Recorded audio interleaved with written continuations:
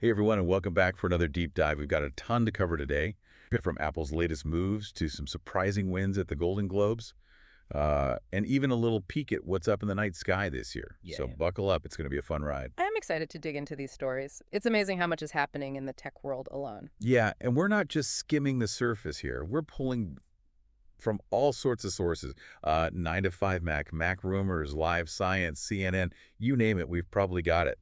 So let's jump right in, shall we? First up, Yeah. something that's probably on your device right now. Apple Intelligence. All those cool AI features that make our Apple devices so smart. Well, 9 to 5 Mac is reporting that there's a kind of a hidden cost to all that intelligent storage space. Ah, yes. The trade-offs of advanced technology. Right. And it's not just a little bit of storage either. Apple Intelligence now takes up a whopping 7 GB per device. That's up from 4 GB, which was already a pretty big chunk. Yeah. That's a significant increase, but it does make sense when you think about it. These AI models are complex, and they need to be stored locally on your device for all that on-device processing that Apple's so focused on, especially with all the privacy concerns these days. That's true. So if you're like me and you've got an iPhone and an iPad and a Mac, that's potentially 21 gigabyte just for Apple Intelligence.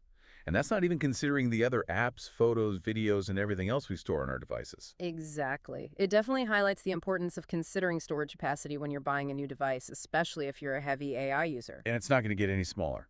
9 to 5 Mac also mentioned that Siri is getting a major upgrade in iOS 18.4, which could mean even more storage demands. Oh. Yikes, I might need to start deleting some old photos. Or maybe invest in a higher storage tier on your next Apple purchase. It's something to think about for sure. And actually, one of the comments on the 9 to 5 Mac article said, I guess Apple better increase base storage again or lower storage tier prices. Really, though, I suppose at some point it may be possible. They did surprise with the 16 GB RAM increase across the board on Macs. Huh. Yeah, that's a good point. As AI becomes more and more part of our everyday lives, storage is going to be just as crucial as processing power. All right, moving on from Apple for a sec. Let's talk about the Vision Pro headset. Remember all that buzz when it first came out? Well, McRumors is reporting that Apple may have already stopped production on the first generation. Really? That's interesting. I know there were reports from the Information a while back, and McRumors mentioned them too, about how demand for the Vision Pro was lower than expected. Maybe that $3,499 price tag was a bit too much for most people. Yeah, and honestly, when I tried it, the content library wasn't that impressive. Don't get me wrong, the tech itself was mind-blowing. Mm. But without enough apps and experiences to really justify that price, I can see why sales might have been a bit slow. Right. And this actually ties back to what we were just talking about with storage. Could the demands of Apple Intelligence also be a factor in the Vision Pro's production halt? I mean, those AI models need space to run, especially in a device like a headset. That's a good point. It's all connected. And speaking of connections, get this.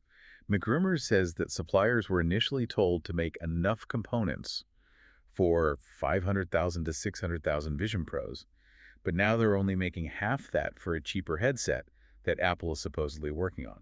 Wow, that's a pretty big shift in strategy. It seems like Apple might be reevaluating the whole headset market. A cheaper model could be their way of making this kind of technology more accessible to a wider audience. Makes you wonder what features they'll prioritize in this new model. Hmm. Okay, enough about Apple for now. Let's switch gears to something completely different.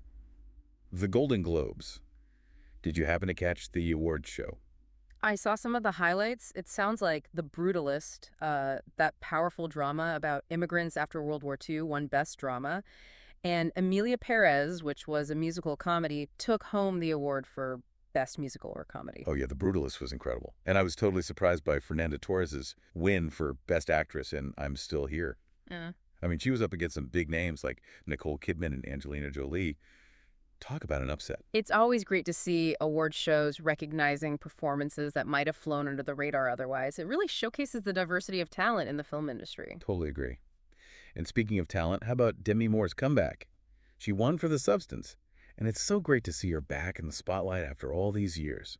Her win is a testament to her enduring appeal and her ability to connect with audiences across generations. And of course, we can't forget about Nikki Glaser and her hilarious hosting gig.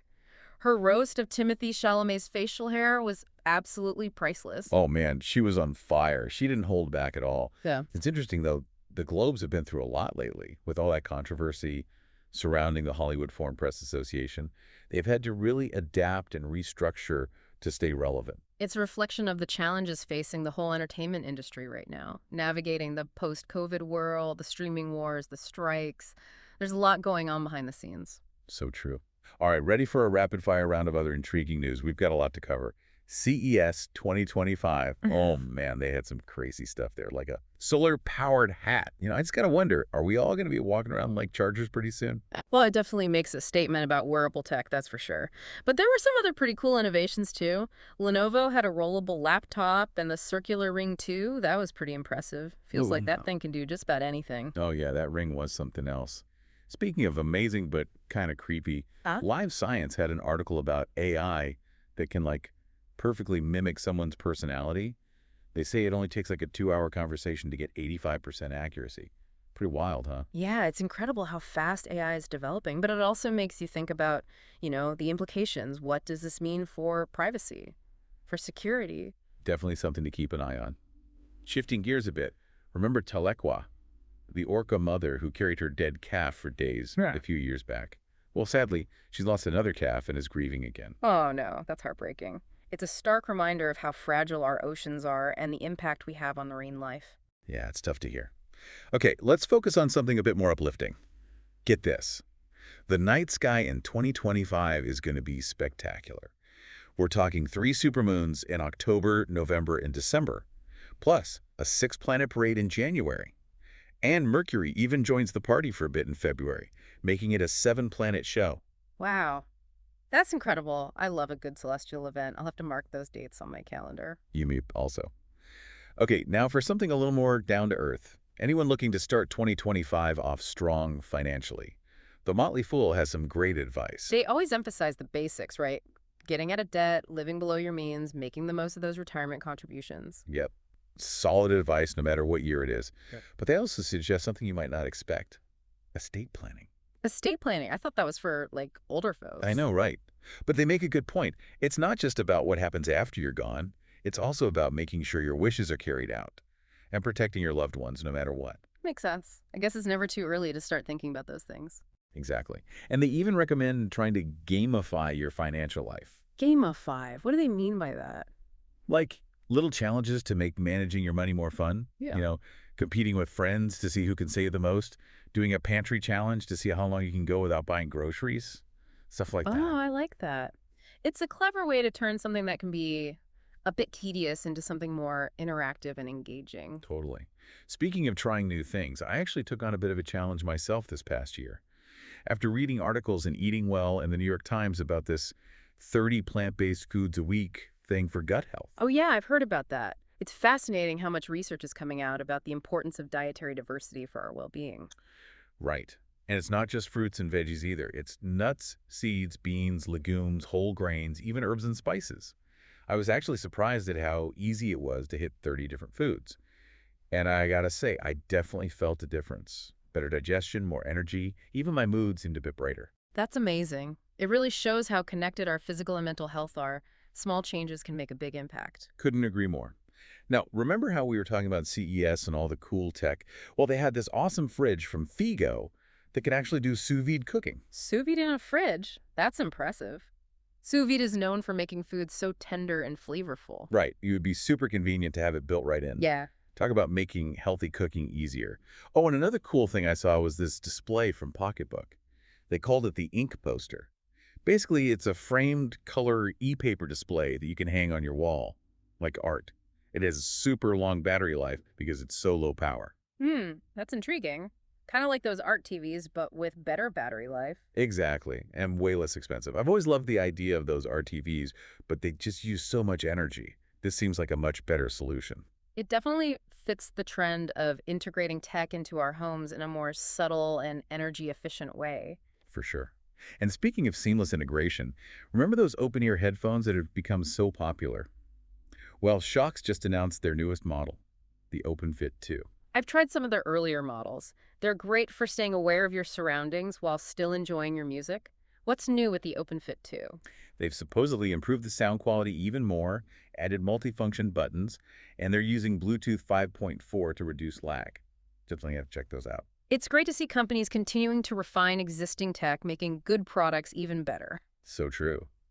Speaking of refined, CES also featured LG's transparent and wireless 4K OLED TV. It's finally commercially available. I remember seeing the prototypes a while back. It's such a stunning visual experience. It's like something out of a sci-fi movie. Right. Unfortunately, it'll also set you back about $60,000. Yikes. That's the price of being an early adopter, I guess. But hopefully it'll become more affordable as production ramps up. Fingers crossed. Yeah. I'd love to have one of those someday. Okay, back to slightly more attainable things. Samsung had this cute little robot at CES called Bally. Wasn't that first shown a few years ago? That little rolling AI assistant? Yeah, back in 2020, I think. Still a bit unclear what it actually does. But it had a camera, a projector, and responds to voice commands. They showed it controlling smart home devices and even projecting movies onto a wall. Right now, it seems like they're mostly playing up the cuteness factor. It does make you wonder, though, about the role robots will play in our lives in the future. Will we all have these little helpers zipping around our homes? It's an interesting thought, especially as AI gets more advanced. On a less futuristic note, have you heard about New York City's new congestion pricing toll? Oh, yeah, it's been all over the news. It's supposed to reduce traffic in Manhattan and raise money for public transit improvements. It's a bit complicated. The toll changes depending on the time of day and if you have an easy pass or not. But during peak hours, it can cost up to $9 to drive into Manhattan below Central Park. It's a bold move, for sure. It'll be interesting to see how it impacts commuters and the city's overall transportation system. A lot of people are complaining about it, but I'm all for anything that improves public transit and reduces traffic. It's a complex issue with no easy solutions, but it definitely highlights the need for innovative approaches to urban planning as our cities continue to grow. So true. And speaking of complex, there have been some new developments in the ongoing efforts to understand dark matter. Oh, always a fascinating topic. What have they found? The James Webb Space Telescope has captured images of 44 individual stars in a galaxy billions of light years away. Wow, that's incredible. Why is that so significant for understanding dark matter? Well, it gives astronomers a unique opportunity to study how dark matter behaves in these distant galaxies. By analyzing how dark matter's gravity bends and distorts the light from those stars, it's like they're using a massive cosmic magnifying glass to study something we can't even see directly. It's amazing what we can learn with the James Webb Telescope, and it reminds us how much we still don't know about the universe. Absolutely. So much left to explore. Okay, before we wrap up, there was one more article that really caught my eye. It was about how some AI models can, replicate a person's personality with, a surprisingly small amount of data. It's pretty amazing, but also kind of freaky. Yeah, it definitely raises some ethical questions. As AI gets more and more sophisticated, we really have to think about the potential impact on privacy, security, even our sense of identity, What does it even mean to be human when technology can mimic us so well? Exactly. That's a big question. And it's one we're probably going to be grappling with for a long time as AI keeps evolving. Absolutely. It's a time of incredible opportunity, but also great responsibility. We need to make sure we're using these advancements ethically and for the good of humanity. Couldn't agree more. So I guess the big takeaway from all of this is that we're living in a world of constant change, right? Technology, entertainment, global challenges. It's all connected. And it's more important than ever to stay informed, think critically, and make conscious choices about how these advancements fit into our lives. I completely agree. It's up to each of us to shape the future we want to see. Well said.